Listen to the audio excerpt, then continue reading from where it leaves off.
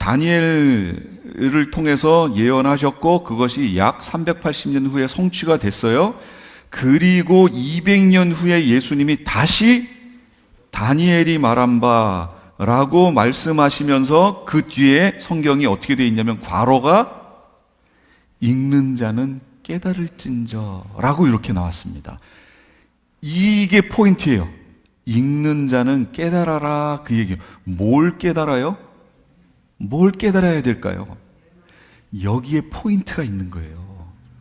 여기에 지금 예수님이 뭔가를 담아 놓으셨다라는 것을 우리가 알아야 된다, 그 얘기예요.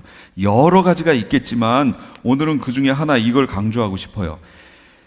3페이지 맨 밑에 작은 뿔의 모습을 보이신 목적이 있습니다. 작은 뿔. 시리아 왕으로 등장하는 안티오쿠스 에피파네스를 통해서 역사적으로 실제 존재케 하셔서 종말에 등장시키실 적그리스도의 모습을 미리 보여주신 거예요. 그렇죠? 미리 보여주신 거예요. 장차 적그리스도가 등장하게 될 때 예루살렘에 입성해서 유대인들을 통치할 그 기간에 그림자로 미리 보여주신 겁니다. 이는 유대인들에게 행한 작은 뿔인 에피파네스의 모습을 통해 종말에 등장할 작은 뿔인 적그리스도가 계시록 17장 8절의 말씀을 성취할 인물임을 알려주면서 밝히 보고 깨달으라고 지금 보여주신 거예요. 그래서 이 내용이에요. 계시록 17장 8절이 이거예요.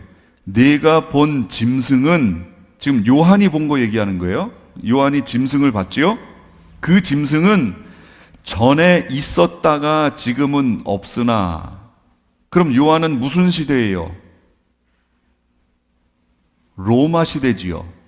로마, 헬라는 그 전 시대지요. 그러니까 지금 요한이 환상 속에서 본 그 짐승은 전에 있었다가, 헬라 그 시대에 있었다가 지금은 없어요. 로마 시대에는 없어요. 장차 무적행으로부터 올라와, 장차 앞으로 올라올 거래요. 멸망으로 들어갈 자니 땅에 사는 자들로서 창세 이후로 그 이름이 생명책에 기록되지 못한 자들이 이전에 있었다가 지금은 없으나 장차 나올 짐승을 보고 놀랍게 여기리라. 이렇게 설명해 놓은 거예요. 이 다니엘서의 8장의 부분을 요한이 계시를 받아서 이걸 이해할 수 있게, 여기 놀랍지 않아요? 다니엘서에 지금 BC 550년도에 써졌던 내용인데, 이게 요한은 AD 약, 어떤 분들은 90년에 이걸 썼다라고 얘기하는 분도 있고 어떤 분은 60 몇 년이라고 얘기하는 분들 계세요.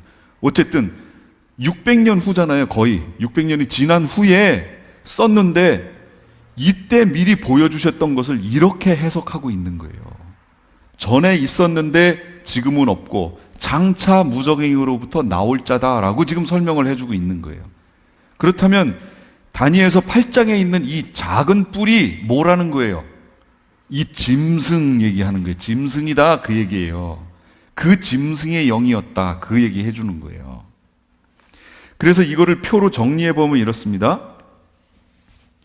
느부갓네살의 꿈꾼 시기, 요거는 이제 아까 했던 거랑 이제 비교를 해보셔야 돼요. 다니엘 2장은 전체적인 내용이었죠. 모든 시대에 해당하는 내용이었어요. 다니엘서 7장은 마지막 환란기 시대에 중간에 벌어질 그 내용이었어요. 오늘 한 8장은 바로 메데바사와 헬라 시대에 있게 될 내용 지금 본 거예요, 여기. 그런데 여기에서 이제 중요한 포인트. 그런데 왜 오늘 본 여기에 작은 뿔이 있냐, 그 얘기예요. 그런데 7장에 가니까 7장에도 우리가 작은 뿔 봤잖아요. 작은 뿔이 있어요. 시대적으로 어때요? 완전히 다른 시대예요. 완전히 다른 시대에 작은 뿔이 등장합니다. 똑같이. 그리고 이걸 계시록 17장 8절에서는 전에 있었다가 지금은 없으나 장차 나타날 자라고 설명을 하고 있는 거예요. 이게 병행법입니다. 하나님은 계시를 하실 때 아까 설명했죠? 한 번의 계시, 한 번의 성취 이렇게 하시지 않습니다. 한 번의 계시, 여러 번의 성취를 얘기하고 계신 거예요. 이게 병행법이에요. 이거를 놓치면 구약에 있었던 선지서들은 옛날 얘기라고 해석이 됩니다. 그런데 이걸 제대로 알고 있으면 한 번의 계시와 여러 번의 성취라는 걸 병행법적으로 해석해야 된다는 걸 알고 있으면 어떻게 되냐면 선지서들에 있던 그 내용이 역사적으로 보면 과거에 있었던 일이지만 그게 과거에 끝나는 일이 아니구나를 알게 된다, 그 얘기입니다. 앞으로 되어질 일 지금 얘기하고 있구나. 그래서 이거에 정리해보면 이렇습니다. 예언과 병행법적 성취. 550년, 539년, 535년에 다니엘을 통해서 예언을 하셨어요. 그런데 이것이 174년에서 164년에 성취됐습니다. 성취됐는데 이것이 그로부터 200년 후에 예수님께서 다시 다니엘을 언급하시면서 다시 예언하시는 거예요. 그리고 이게 AD 70년에 성취됐습니다. 그럼 여기서 끝나느냐? 어떤 분들이 아까 얘기한 것처럼 마태복음 24장, 누가복음 21장을 AD 70년에 성취된 얘기하고 끝내버립니다.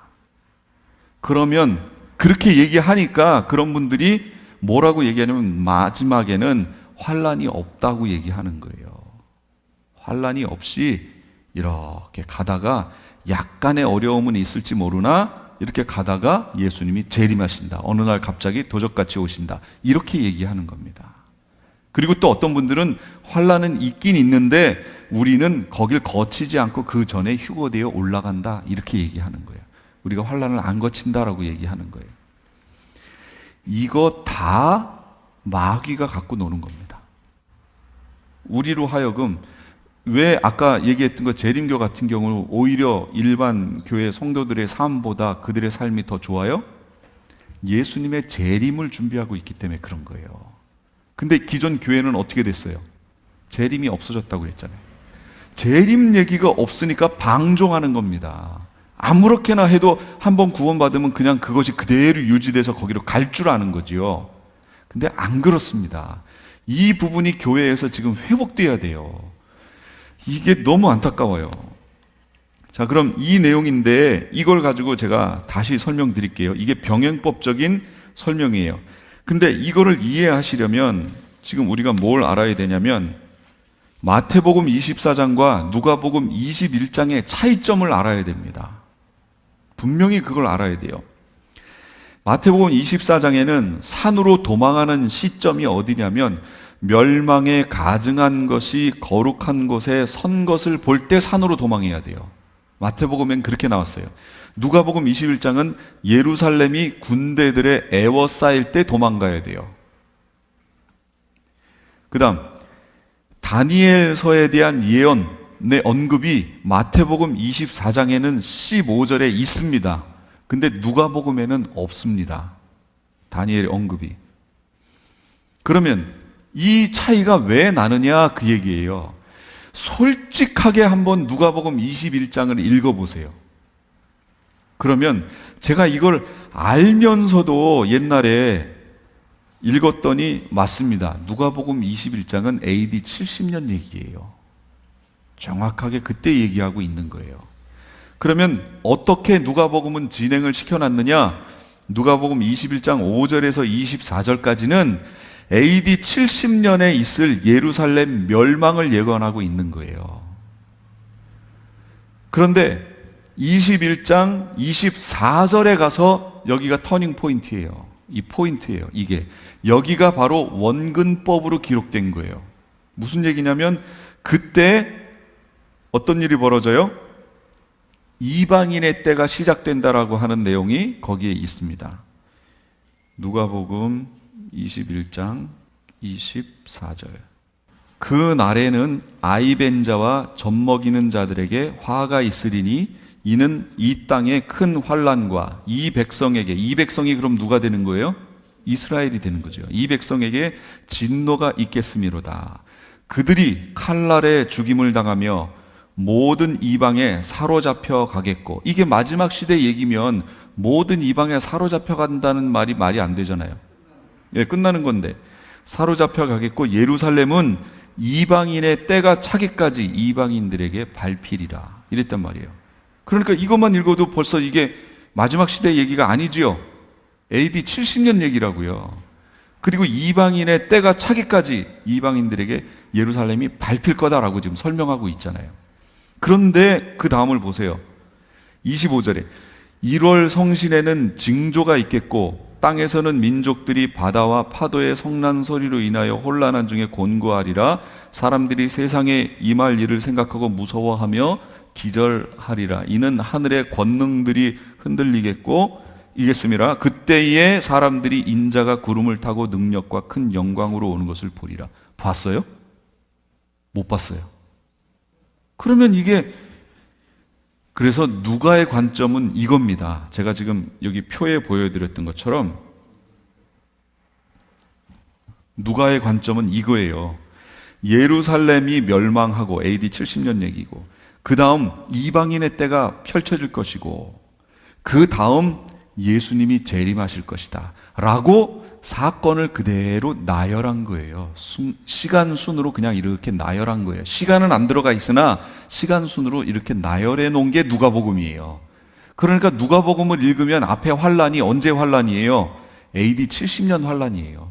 그러니까 누가복음을 읽으면서 AD 70년에 이루어진 일, 벌어진 일 말하면 맞다 그 얘기예요. 맞아요. 그때 얘기예요. 근데 문제는 마태복음인 거죠. 마태복음은 어떻게 됐냐면 171년에서 164년 다니엘의 때, 그러나 그것이 AD 70년에 예루살렘 멸망으로 성취, 그리고 예수님 재림 때 벌어질 일, 이렇게 병행법으로 마태는 설명하고 있는 거예요. 그러니까 마태복음을 보고 이건 AD 70년에 벌어진 일이지, 예, 그 말도 맞아요. 근데 거기서 끝나면 그분은 성경이 계시가 이렇게 기록됐다는 걸 모르는 분이에요. 그분들은 특징이 뭐냐면 이거 옛날에 다 이루어진 일이지, 한 번의 계시, 한 번의 성취를 말하는 분들이에요. 근데 성경은 그렇게 안 됐다고 그랬잖아요. 한 번의 계시, 여러 번의 성취, 병행법적으로 이렇게 기록됐다고 그랬죠. 이게 AD 70년에 망하는 얘기가 맞아요. 맞는데 이게 마지막 시대에 성취될 일이다 라고 지금 마태는 설명하는 거예요. 그걸 어떻게 하냐면 누가복음에는 없는데 마태는 마태복음에 이렇게 썼어요. 다른 복음서에는 없어요. 근데 마태만 이렇게 써요. 요한복음에 딱 한 번 나오는데 그거는 제외하고 마태만 계속 이렇게 써요. 이루려 하심이라. 뭐뭐뭐뭐를 설명한 다음에 이루려 하심이라. 무슨 얘기예요? 예언되어 있던 것을 그대로 이루려 하심이라, 성취하려 하심이라, 그 얘기를 하는 거예요. 마태는 어느 나라 사람이에요? 이스라엘. 누가는요? 헬라인이란 말이에요. 그것도 누가는 직업이 뭐예요? 의사예요. 헬라인이고 직업도 의사예요. 그러면 이런 사람들은 어떤 사고를 할까요? 지극히 논리적이고 합리적인 사고를 하겠죠. 그러니까 객관적으로, 저기 사도행전에 보면 객관적으로 자기가 연구하고 했다고 그러잖아요. 그걸 쭉 연구해 보고 논리적이고 합리적인 방향으로 누가복음을 썼어요. 그러니까 시간 순으로 쭉 흘러가는 내용을 써놓은 거예요. 근데 마태는 유대인입니다.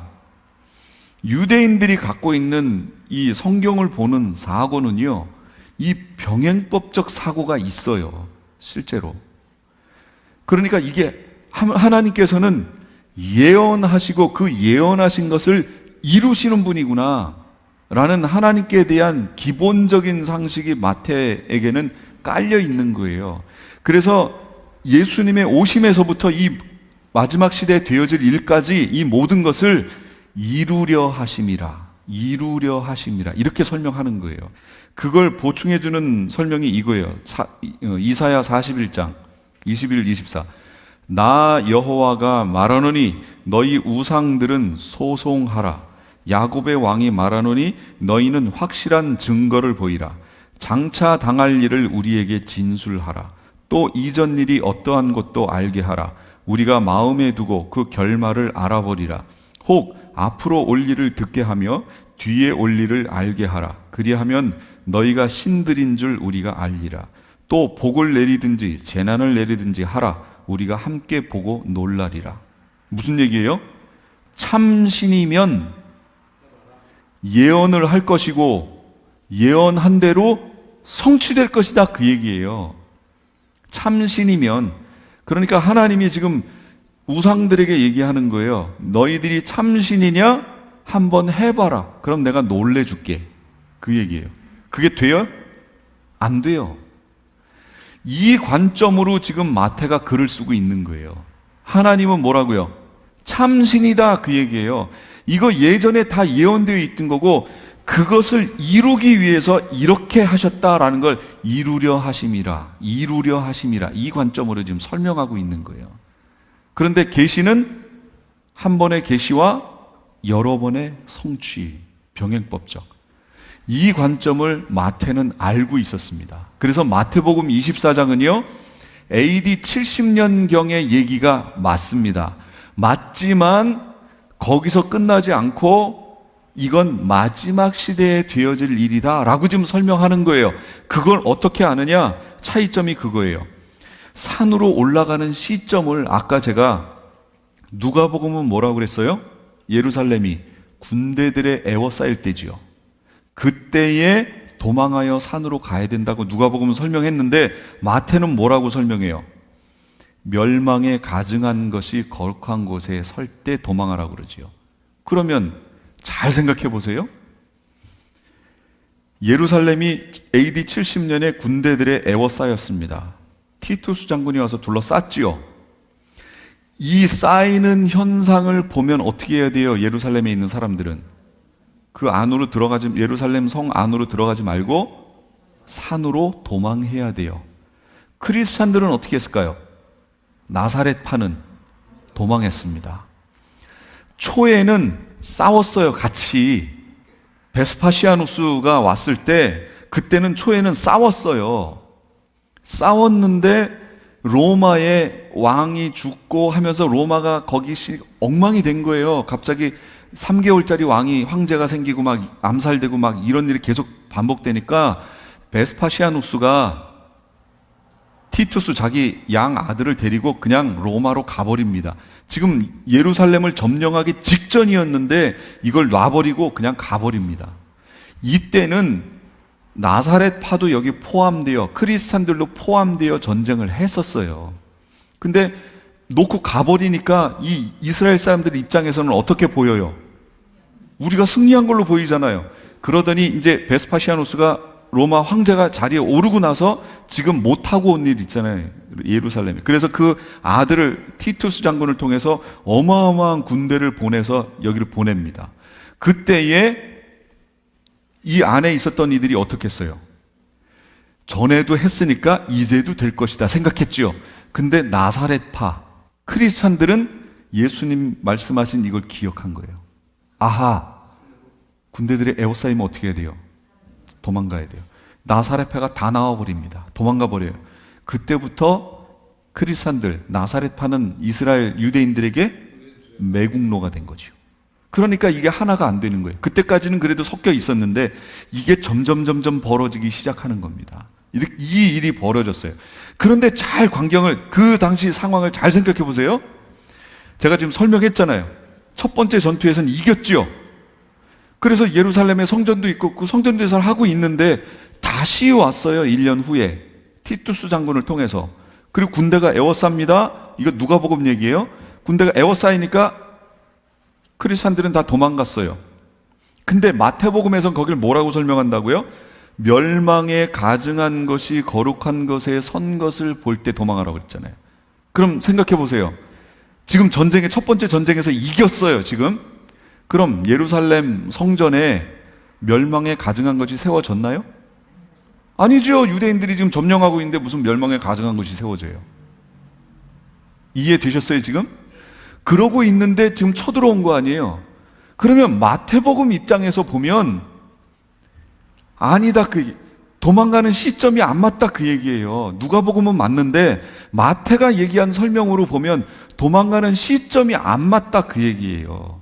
근데 이걸 가지고 AD 70년의 얘기다라고 딱 하고 끝내버리면 이건 뭔가 문제 있다 그 얘기죠.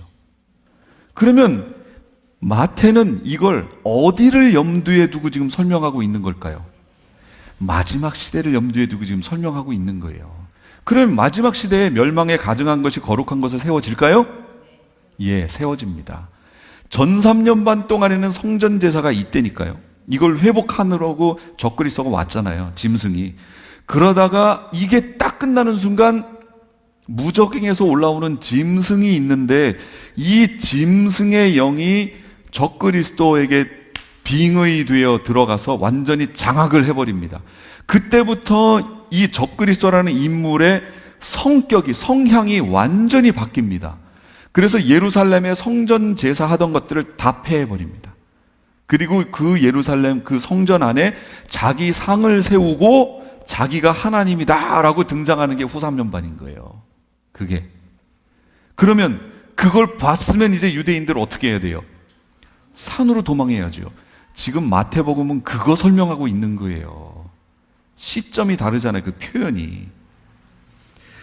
그러니까 이 마태는 다니엘이 말했던 것들을 계속 언급하는 거예요. 다니엘이 말한 바, 예수님이 말씀하셨던 다니엘에게 예언됐던 내용들을 계속 언급하면서 예언이 성취되는 그 과정을 병행법적으로 설명하고 있는 거고, 누가는 다니엘이 말한 그걸 언급을 할 수가 없어요. 누가는 의사예요. 헬라인이고 지극히 논리적이고 합리적인 사고하는 사람이에요. 그러니까 그냥 사건을 나열해 놓은 거예요. 그래서 누가복음을 보실 때는 AD 70년 얘기지? 예, 맞습니다. 그 맞아요. 그걸로 끝났어요. 그리고 이방인의 때를 설명했고 그 다음이 예수님 오신다 이렇게 설명해 놨어요. 누가는. 그러나 마태는 그게 아니고 그 사건을 비슷한데 이걸 마지막 시대의 관점으로 거기를 설명하고 있는 거예요. 같은 내용을. 그러니까 그걸 볼 수 있는 눈이 우리에게 띄어져야 되는데 이게 안 띄어지니까 자꾸 2300년, 1260년 해가지고 한 번의 예언, 한 번의 왕창 성취 이거를 얘기하는 거예요. 그러니 성경을 해석하는데 오류가 나오지요 지금. 그러니까 구약에 있는 네 대선지서 12소선지서 읽으면서 옛날에 벌어진 일 하고 끝나버리지요. 근데 그게 아니에요. 이제 이 관점을 가지고 그걸 보시면 뭘 알게 되냐면, 아하, 이게 마지막에 될 일 지금 설명하고 있구나. 제가 마지막에 아마겟돈 전쟁이라든지 이거 설명할 때 선지서 뭘 가지고 설명했어요? 스가랴서 가지고 설명했잖아요. 스가랴서. 벌써 스가랴서가 마지막 시대 예언하고 있다는 거 벌써 아시겠지요? 이렇게 돼 있다니까요. 그러면 무너졌도다 큰 성 바벨론이여라고 설명하는 거 잘 보세요. 이건 심화 과정 때 할 거지만 미리 간단하게 설명을 할게요. 구약 성경의 끝부분이 어디예요? 말라기예요. 그럼 말라기서 거기 부분이 그 끝나는 부분들이 어떻게 돼 있나 보세요. 여기 말라기예요. 그럼 어떻게 되나 보세요. 1차 귀환, 2차 귀환, 3차 귀환 하고도 여긴 학계. 1차 귀환했을 때 성전을 지어야 되는데 성전을 안 짓고 있는 거예요. 그러니까 학계가 성전을 지어야 된다. 그리고 스가랴서 그 얘기 여기 스가랴 여기 있죠? 마지막 시대 예언하고 있는 거예요. 이게 이 시대가 쭉 가더니 3차 귀환, 이때가 완전히 귀환하는 거죠. 이 시점을 기점으로 요엘과 말라기가 이렇게 나오고 성경이 여기서 끝나버려요. 그러면 이 포로 귀환하는 이 시대가 뭐예요? 여기가 바벨론이잖아요. 바벨론. 그리고 요거는 페르시아 얘기지요. 왜 성경이 바벨론 다음인 페르시아 시대를 얘기하고 성전이 건축되고 재건되고 회복되고 하는 이 내용에서 딱 끝나냐 그 얘기예요. 구약이. 이 다음에 내용 없어요? 여기 그 다음 거? 거기가 신구약 중간사예요. 예수님 오시기까지. 거기가 헬라, 로마 얘기입니다. 근데 성경에는 거기가 없어요. 여기서 딱 끝났어요. 왜 저기서 끝났을까요? 그리고 왜 바벨론에서 나오라 나오라 자꾸 얘기를 하실까요? 성경의 내용이 여기가 마지막 시대 지금 얘기하고 있는 거예요. 마지막. 지금 우리가 어디 살고 있어요? 바벨론에 살고 있어요. 바벨론에 우리가 지금 여기서 나오라고 자꾸 얘기하시는 거예요. 그럼 나오면 어디로 가요? 천년왕국으로 들어가죠. 그럼 천년왕국에선 성전이 회복되지요. 온전하게 회복되지요. 그 속에 우리가 살게 되는 거예요. 그래서 구약이 거기에 가서 딱 멈춰 있습니다. 헬라 로마가 시대적으로 없었던 게 아니고 성경은 의도적으로 거기에 가서 딱 멈춰 있어요. 구약이. 그렇다면 여기 부분을 읽으실 때 어떻게 읽어야 된다는 거예요? 마지막 시대로 알고 읽어야 된다, 그 얘기입니다. 그러니까 성경은 바벨론에서 나오라고 자꾸 얘기하는 거예요. 바벨론에서. 그럼 바벨론이 뭔데요? 사람의 죄악이 막 관영하니까 하나님께서 어떻게 하셨어요? 노아의 홍수 사건을 일으켜서 8식구만 남게 하십니다. 그리고 다 죽었어요. 8식구가 딱 해가지고 어디에서 살아요? 쭉 올라오면 여기 터키죠. 터키 부분을 확대를 쭉 하다 보면 여기에 흰색으로 되어 있는 산이 하나 등장합니다. 여기 있습니다. 예? 예, 다 되는 거예요. 요게 아라랏산입니다. 여기만 흰 눈이 덮여 있어요. 이게 만년설입니다. 여기에 지금 뭐가 있다고요? 노아의 방주가 여기 있습니다. 실제 그걸 가지고 나온 사람들이 있어요. 자, 이게 아라랏산입니다. 여기에 멈췄습니다. 8식구가. 여기에 멈췄어요. 제가 그대로 지금 확대하는 거예요. 자, 요렇게 요 위에다 갖다 놓을게요. 여기에 8식구가 나왔다가 8식구가 아들들 이름이 뭐예요? 셈, 함, 야벳입니다. 그 자부들도 있으니까 합해서 8명이죠. 이렇게 해서 내려오는데 이 위쪽보다 요 밑에 쪽으로 그들이 내려옵니다. 밑으로 내려오면 왜 밑으로 내려오게 되냐면 여기를 이제 확대를 해다 보면 여기에 유브라데 강이 있고 티그리스 강이 옆으로 흐릅니다. 흐릅니다. 어딘가에. 근데 거기에 흘러요. 지금 이게 구글 어스라서 정확하게 지금 보여지질 않는데 이 밑에 라인으로 유브라데 강이 흐릅니다. 여기가 비옥한 초승달 지대입니다. 이렇게가 비옥한 초승달 지대. 여기에 유브라데 강이 이렇게 흘러서 이 밑에까지. 자, 아라랏산이 여기였죠? 여기서 이렇게 내려옵니다. 그들이 모여서 내려와요. 언어가 하나예요. 일로 쭉 내려오다가 여기가 신할 땅입니다. 여기가. 지금의 이라크, 여기 쿠웨이트, 이란하고 만나는 여기 지역. 그럼 여기에 뭐가 있냐? 유브라데 강이 일로 흐르고 티그리스 강이 이렇게 흘러서 이렇게 여기서 만나는 지역입니다. 여기가. 그러니 상당히 비옥한 지대겠죠. 물이 충분한. 그러나 여기 땅 자체는요, 모래입니다. 모래. 그리고 여기 보세요. 이쪽은 완전히 사막이나 마찬가지 지역입니다. 그러니까 일로 갈 수가 없이 그냥 이렇게 내려왔어요. 내려오다가 여기서 동편으로 방향을 딱 틉니다. 그 동편으로 가려고 했더니 유브라데 강하고 티그리스 강 만나는 지역 여기가 나온 거예요. 그러니까 여기다가 거기에 가가지고 사람이 많아지니까 어떤 한 인물이 등장하더니 거기에다가 우리 흩어짐을 면하자. 그리고 성을 쌓습니다. 그 성이 뭐예요? 바벨탑입니다. 그런데 그 성을 쌓은 자가 누구예요? 니무롯입니다. 그럼 니무롯은 누구냐? 셈, 함, 야벳이 있으면 셈 같은 경우는 5명의 아들, 함은 4명의 아들, 야벳은 7명의 아들을 낳습니다. 근데 이때까지는 언어가 하나죠. 지금 언어가 하나예요. 그런데 이제 함을 잘 보세요. 함은 저주를 받았죠. 그리고 함이 지금 어느 민족들이에요? 어디? 아프리카 아시죠? 함에게는 4명의 아들이 있습니다. 근데 우리 지금 개역 개정에는 다른 이름으로 나왔기 때문에 우리가 이해를 못하는데, 이걸 현대어로 바뀌어진 언어로 읽어보면 4명의 아들의 이름은 이렇습니다. 구스와 이집트와 가나안과 리비아입니다. 그럼 여기 그 이름 다 있잖아요. 이집트 여기 있죠? 리비아 여기 있죠? 구스가 뭐예요? 이티오피아잖아. 이티오피아 여기. 에리트리아는 최근에 독립했으니까, 원래 에리트리아하고 이티오피아 같이 있었어요. 같은 나라인데 최근에 독립했습니다. 제가 여기 선교회를 갔던 거예요. 이티오피아 여기 있잖아요. 그 다음에 가나안은 어디예요? 이스라엘 땅, 거기가 가나안이잖아요. 그래서 함족은 일로 흘러가요. 그러면 야베 쪽은요? 야베 쪽의 첫째 아들 이름은 다시스입니다. 다시스는 지금 어디예요? 스페인입니다. 스페인. 그러니까 여기 스페인 여기 있잖아요. 현대 이름으로 바꾸면 그게 다 나와요. 그럼 야베 쪽은 어디 조상이에요? 유럽이라는 거 아시겠죠? 유럽.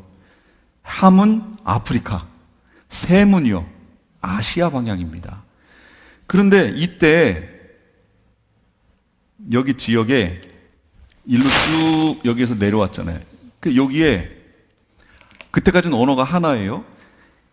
함의 아들 중에 첫째 아들이 구스인데, 구스, 이티오피아라는 이름이죠.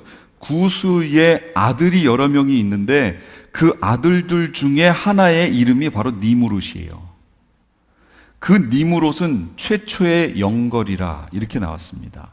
근데 그 니무롯이 하나님 앞에 용감한 사냥꾼이다. 우리 성경에 그렇게 번역됐는데 70인역 성경에는 그렇게 안 나옵니다. 하나님을 대적하는 이라고 나옵니다. 그러니까 이 인물이, 그리고 니무롯이라는 그 단어 자체가 대적자라는 뜻이에요. 그러니까 하나님을, 이때까지는 언어도 하나고 노아도 살아있고 세맘 야벳을 통해서 노아 홍수 얘기도 들었고 하니까 쭉 사람들이 하나님을 인정하며 내려왔는데, 이 니무롯이 여기서 반역을 일으키는 거예요. 그러며 용감한 힘센 사냥꾼이다 라고 나옵니다. 사냥꾼이라는 그 당시의 의미는 단순히 어떤 이 동물을 잡는 그 의미가 아니에요. 전쟁을 하는 자다라는 얘기예요. 그래서 이 니무롯에 의해서 이 당시에 거기에 제국이 만들어집니다. 제국 뭔지 아시지요?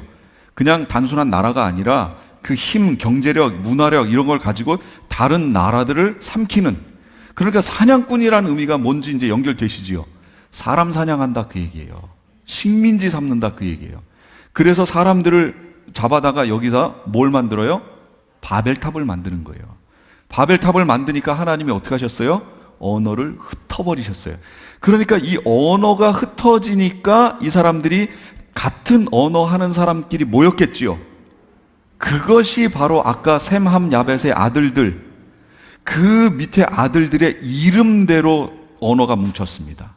그래서 이집트대로, 구스는 구스대로, 리비아는 리비아대로, 스페인은 스페인대로 이렇게 뭉쳐서 빠져나간 거예요. 그 언어가 된 거예요. 그런데 여기에 보시면 함 족속이 여기까지 살고 있었어요. 근데 요 주변으로 이렇게 해서 동쪽 방향으로 셈족이 살았습니다. 그런데 여기에 보면 희한한, 이게 지금 여기는 안 나올 거예요, 제 생각에. 옛날 고지도가 아니기 때문에. 이름이 안 나옵니다. 여기 부근이 바벨론이고요. 여기에 보면 뭐가 있냐면 잘 아시는 우루가 있습니다. 갈대아 우루가 있습니다. 그러면 아브라함은 어디 사람이에요? 함족이에요? 셈족이에요? 셈족입니다. 아브라함은 셈족이에요. 이 아브라함 셈족을 그러면 결과적으로 어떻게 한 거예요? 하나님이 바벨, 신할 땅 바벨이 세워졌던 여기에서, 바벨론에서 불러내어 가나안 땅에다가 갖다 놓으신 거 아니에요, 지금. 그 형국이지요. 성경의 창세기에부터 끝까지 하나님이 바벨론에서 하나님의 사람들을 불러내어 하나님이 계획하신 곳에 집어넣어서 거기서 양육하십니다. 그 내용이에요. 그러나 그렇게 나온 자들이, 이렇게 나온 자들이 여기에서 하나님을 예배하고 하나님께 서 있지 않으면, 우상 숭배하면 어떻게 돼요? 하나님이 다시 이들을 바벨론으로 집어넣으십니다. 그게 성경의 사건이에요. 바벨론에 집어넣은 거예요. 70년 동안 집어넣었어요. 그리고 선지서의 내용이 뭐예요? 바벨론에서 너희가 돌아온다, 회복된다, 그 얘기 계속 하시는 거예요. 지금 성경의 모든 내용이. 그러다가 구약 성경이 거기에서 회복되는 모습까지 보여주고 딱 끝납니다. 이게 구약의 내용이에요. 그런데 이것이 이렇게 하고 끝날까요? 아닙니다. 이 내용이 그대로 마지막 시대에 되어질 내용이라는 거예요. 그래서 계시록에 무너졌도다 큰 성 바벨론이요 하고 얘기하는 거예요. 바벨론 무너진다 그 얘기하는 거예요. 그러니까 우리 입으로 어떻게 하라고요? 내 백성아 거기서 나와 그들의 죄에 참여하지 말고 그들이 받을 벌을 환난을 받지 말라고 우리 입으로 거기서 나오라고 자꾸 얘기하시는 거예요. 신약 성경 끝이 그 얘기예요. 구약 끝이 그거였는데 신약 끝도 그 얘기하는 거예요. 근데 신약은 거기에서 끝나고 다시 이방인의 때가 시작돼야 되지만 구약은 그렇지만 신약은요 아니에요. 신약은 진짜로 하나님이 우리에게 주시고 원래 계획하셨던 메시아 왕국이 펼쳐지는 거예요. 복된 장소. 그렇게 성경이 기록됐다고요. 그러니까 이제부터 소선지서, 대선지서 읽으면 어떻게 읽어야 돼요? 마지막 시대 얘기구나, 우리에게 주시는 내용이구나 라고 읽으셔야 된다, 그 얘기입니다. 이걸 옛날 얘기로 끝내버리면 안 된다, 그 얘기입니다. 성경이 이렇게 기록됐어요. 헬라도 있고 로마도 있고 아수르도 있고 애굽도 있는데 애굽에서 나오라 이렇게 얘기 안 하시고, 그럼 애굽에서 나간 얘기 있잖아요. 출애굽한 거, 그것도 바벨론에서 나오는 현상이에요. 그게 나라만 다를 뿐 거기서 나오는 거예요. 그럼 지금 우리 시대에 바벨론에서 나오는 건 뭘까요? 불려서 밖으로 빼내는 거. 이걸 뭐라고 그래요? 그걸 교회라고 하는 겁니다. 에클레시아. 칼레오. 뭐라 그랬어요? 밖으로. 칼레오, 콜, 불러내다, 부르다, 그 얘기 아니에요. 밖으로 불려낸 그들을 뭐라고 그래요? 그걸 교회라고 하는 거예요. 우리를 그래서 지금 밖으로 불러냈다니까요. 교회로.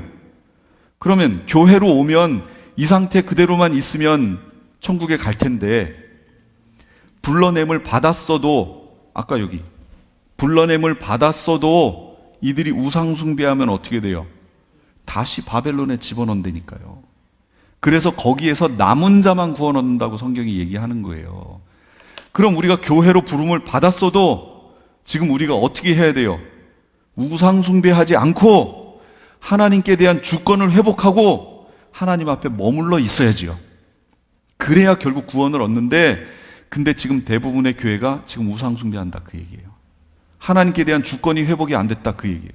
그래서 그걸 계시록에서 뭐라고 얘기하냐면, 하늘과 땅과 바다와 물들의 근원을 만드신 분을 경배하라, 이렇게 얘기하잖아요. 주권 얘기하는 게 주권. 근데 우리는 뭘 본다고요? 저거 봐라 그러는데 자꾸 여기 본다는 얘기죠. 그러니까 하나님이 여기를 어떻게 하시는 거예요? 하늘과 땅과 바다와 물들의 근원을 어떻게 하시는 거예요? 나팔 사건을 통해서 거길 치시는 거예요. 그게 나팔 사건이에요. 1번부터 4번까지 나팔. 그 내용. 그게 계시록 내용이라고요. 주권 회복하라, 그 얘기예요. 그건 주인 아니다, 그 얘기예요. 그래서 지금 이 말씀을 들으신 분들은 지금부터 하나님께 대한 주권을 회복하셔야 돼요. 내 주인은 내가 아니구나. 내 뜻대로 사는 게 아니구나. 내 맘대로 살아서는 안 되는구나.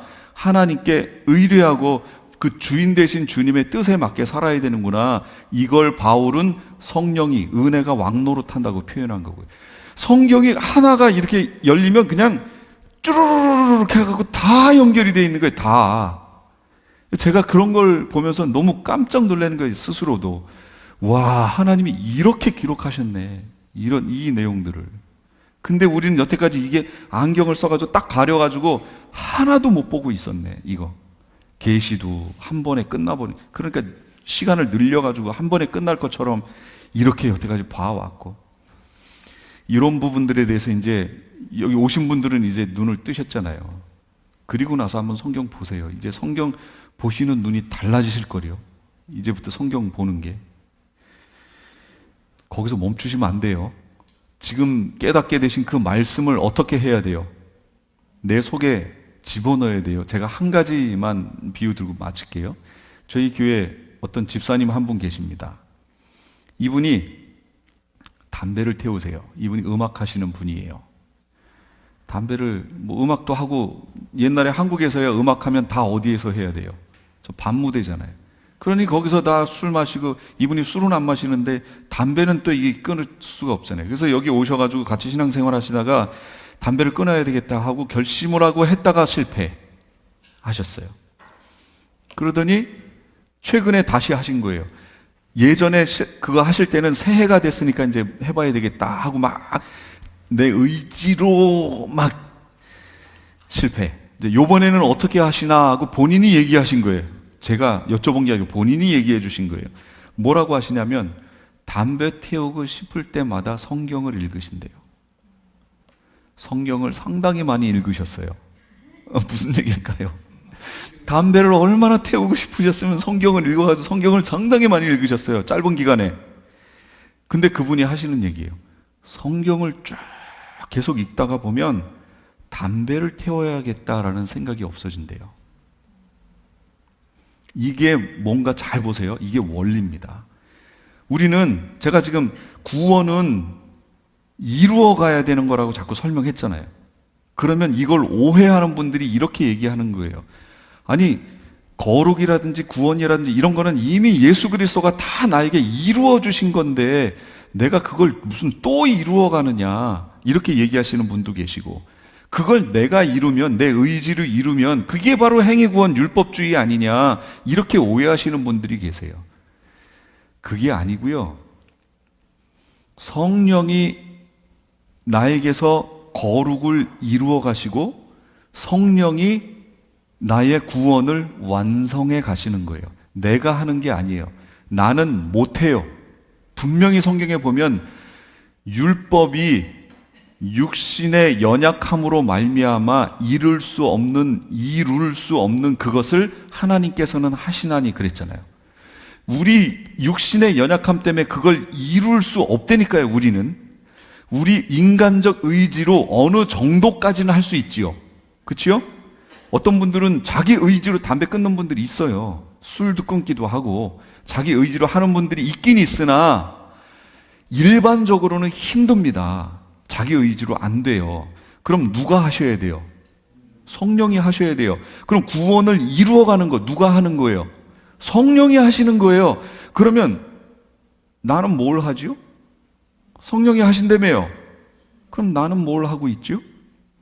내 의지가 그 성령께서 구원을 이루어 가시는 것에 내 의지가 전혀 작용 안 하나요? 합니다. 그럼 어떻게 할까요? 보세요. 지금 그 집사님이 설명하신 걸 가지고 설명을 할게요.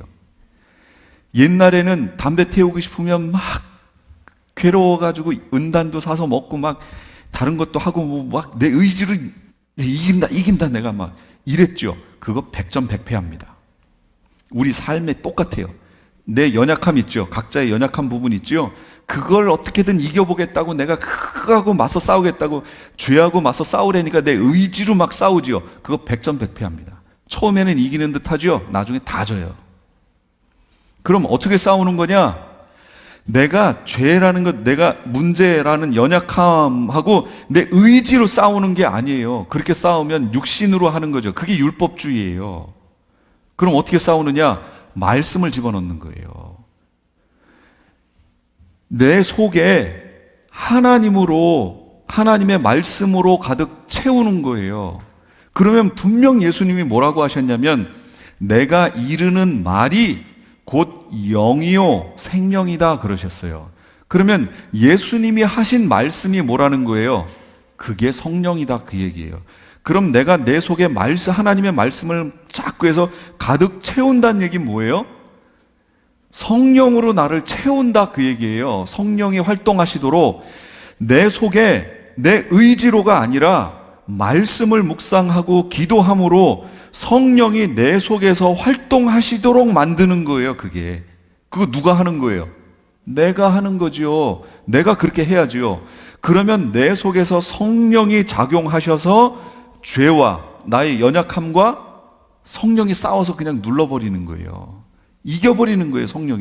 성령이 활동하셔야 우리가 거룩해지고 우리가 이길 수 있어요. 그럼 나는 할 게 뭐라고요?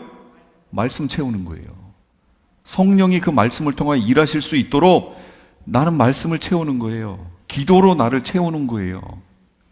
그게 내가 할 일이에요. 근데 어떤 분들은 싸운다고 그러니까 이렇게 싸우는 분들이 있어요. 알코올 중독되신 분. 제가 저번에도 한번 얘기했잖아요. 오늘은 내가 절대로 술을 안 마신다. 근데 또 아는 사람 지인한테 전화가 오네요. 전화 받으면서 내가 이거를 하나님 받지 않게 해주세요. 받지 않게 해주세요. 그런데 어느덧 보면 이걸 또 손을 받았어요. 통화를 합니다. 주님, 술 마신다고 그러면 가지 않게, 거절하게 해주세요. 거절하게. 근데 입술이 이게 어느덧 약속을 해버렸네.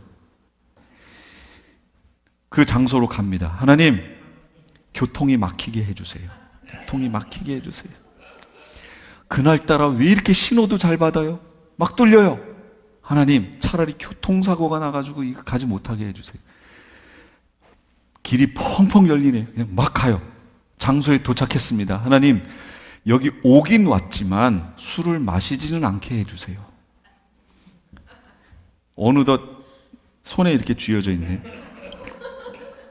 하나님, 딱 한 잔만 하게 해주세요. 딱 한 잔만. 그리고 깨보니까 사람들이 옆에서 지나가고 있네. 길거리에 자고 있는 거죠. 이건 싸우는 게 아니에요. 그건 자기 의지로 한 거죠, 지금. 기도는 하는데 하나님 하고 부르짖지만 싸우는 건 자기가 싸우고 있는 거예요. 이건 백전백패한다니까요. 그럴 때 제가 그래서 거룩을 유지하려면 어떻게 하라고 그랬어요? 주변 정리하라고 그랬잖아요. 의지적으로 주변 정리하고요. 내 속에 뭘 채워야 돼요? 말씀을 채워 넣어야 돼요. 성경 공부도 하시고 말씀도 보고 정말로 하나님의 것으로 내 속을 계속 채워가요. 처음에는 연약할 수 있어요. 근데 이걸 계속 채우다 보면 어느 순간인가 그런 것 속에서 내가 멀리 떨어져 있는 모습을 보게 되는 거예요. 성령이 우리를 띄워버리시는 거예요. 거기서 떼내시는 거예요. 이긴다니까요. 그렇게 해야 이긴다니까요. 성령이 일하시도록 만들어야 이깁니다. 그래서 바벨론에서 다 나오세요. 그럼 바벨론에서 나오는 방법이 뭐예요? 주권 회복하는 겁니다. 내 주인이 누구냐를 회복하는 게 바벨론에서 나오는 겁니다. 그게 안 나온 사람들이 자꾸 우상숭배하게 되는 거예요. 그렇게 나와서 준비하고 있다가 예수님 만나는 겁니다. 이렇게 다 되시는 우리 성도님들 되시기 바랍니다. 기도하겠습니다.